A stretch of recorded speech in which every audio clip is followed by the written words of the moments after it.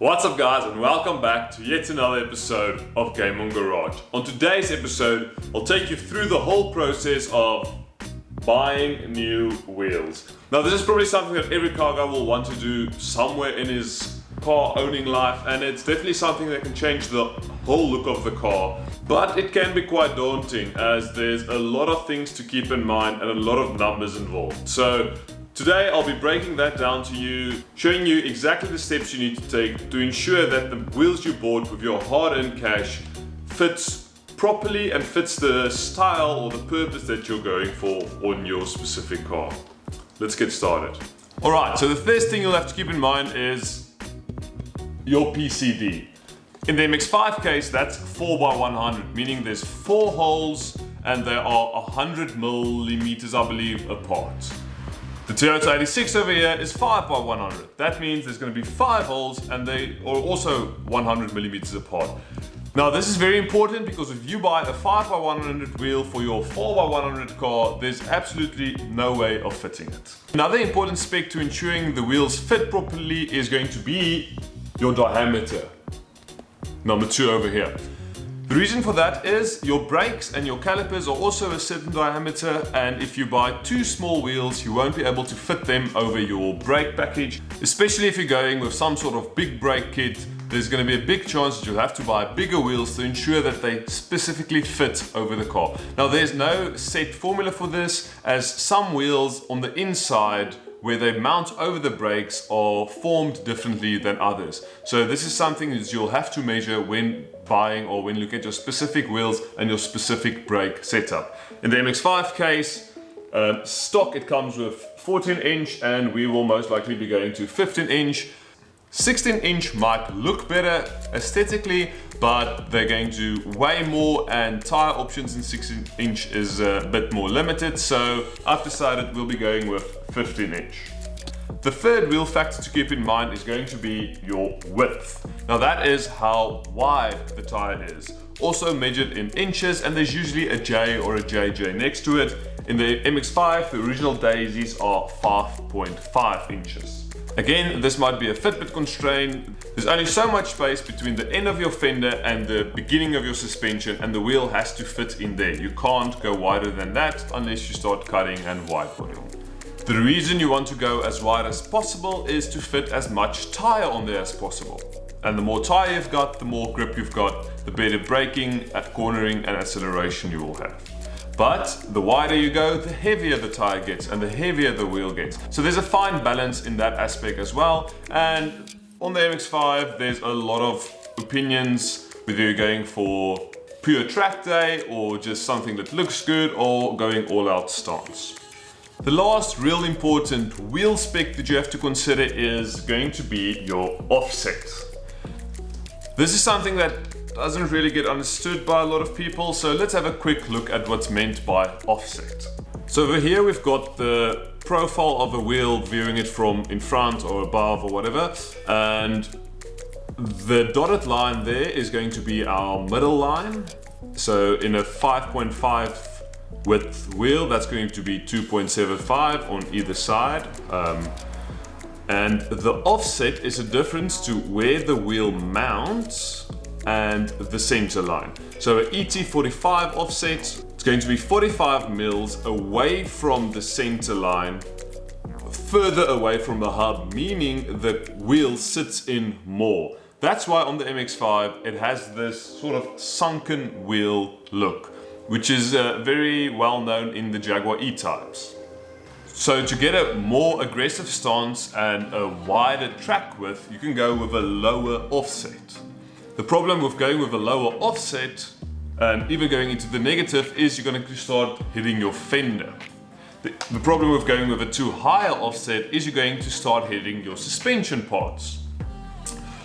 One way you can modify your offset is to run some spacers. So in an ET45 situation, if I run my 20mm spacers, we're actually making this wheel a ET25, meaning it's get pushed out further away from the suspension, further away from the hub, closer to the fender of the car. Again, on the MX-5, there's a lot of controversy or differing opinions regarding what offset you should run. Some people saying you should run a higher offset, as that's what the car came with factory, but there are people running a zero or even negative offset without real implications or cutting fenders, stuff like that. But again, that's going to depend on the width. Again, looking at our 5.5J or our 5-inch wheel, the middle line will be 2.75 inches on either side. But then taking into account the 45mm offset, this will be closer to a 3-inch on the inside of the wheel and a 2.5-inch on the outside of the wheel. And if you think about it, that means that from the hub, the wheel will sit close to plus or minus 2.5 inches outside, away from the car, whereas on the inside towards the suspension, you will need around 3 inches of clearance. And then the last, often overlooked, probably never spoken about factor when buying new wheels is going to be your center bore. So the hub has a mounting circle and the wheels have a center bore or center hole that has to fit over that circle. That is used to ensure the wheel is perfectly on center on the hub, and if it's not, it will probably shake or vibrate at higher speeds. So let's go make a practical example of this and go measure on our MX-5 what wheel specs we can actually run. So get yourself a piece of string and hang it straight from the fender straight down. You can maybe tie a weight to it at the bottom to ensure that it's all the way straight down. Then get your tape measure and measure from the hub to the string. In the MX-5 case, we've got about 8.5 centimeters. So just a quick sketch of what I mean. From our hub to our fender over here is 8.5 centimeters. Next up, we're going to measure from the hub to the first part of the suspension that we'll be touching. So get yourself a straight edge, place it on the hub, and measure from there.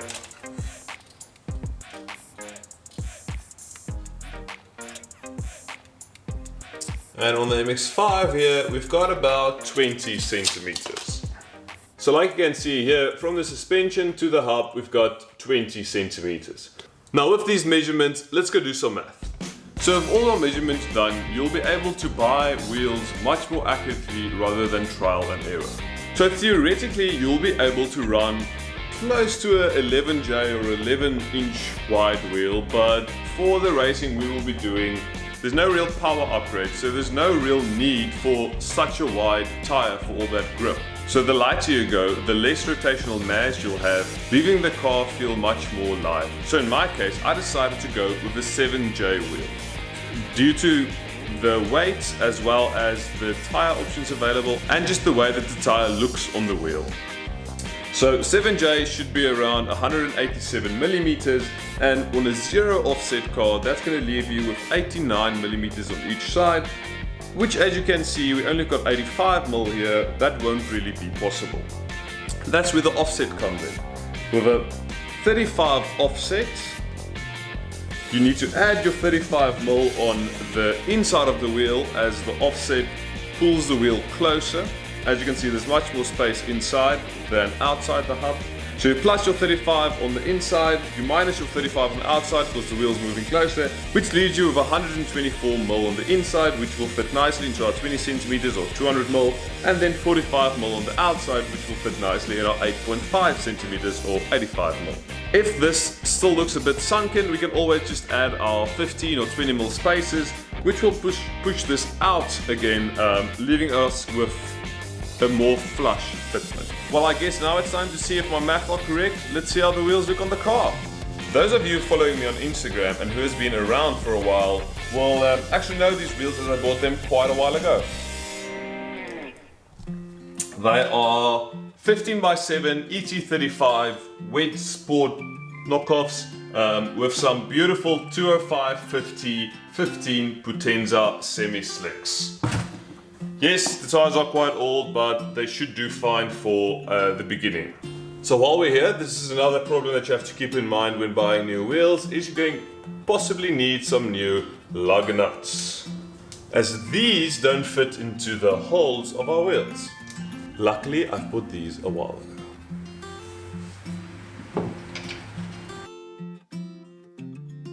And there we go. I'll drop the car down to see how we did on fitment. Like you can see there, we are well clear of the suspension. And with all 4 wheels on, you can just see how much better they do look. They are still well within the wheel arch. And like I showed you previously, they do not touch on the insides. You can see our new brake setup inside, looking much better on the black wheels as well. So the one thing that you will have to keep in mind is that is just the wheel specs that we spoke about today. The tire specs also add a whole different complexity. Like you might be able to see here, the wheel sort of stops over here, but this tire still bulges a bit out. So that is something that you will have to keep in mind when buying your tires for your new wheels. Now, a great website that I always use is willtheyfit.com. I've got nothing to do with them, they're just really helpful. And you enter your old and your new wheel specs and tire specs, and then they give you a nice graph and table of the differences between the two setups. That makes it much easier to do your measurements. So let's say on the 86 we've got our existing wheel setup, and then I just punch in all the data of the existing tires and the new tires and wheels I'm looking at, and then I'll be able to see that, alright, the new wheels sits out, let's say 8 mils further than the existing setup. Then I can just come over here and see 8 mil, yes, we should have space for the new tires. And there we go guys, the ultimate wheel buying guide. I really hope this helped some of you guys out. If it did help you out and you liked this video, please remember to do give it that thumbs up and consider subscribing, as there's a whole lot more race car videos coming real soon.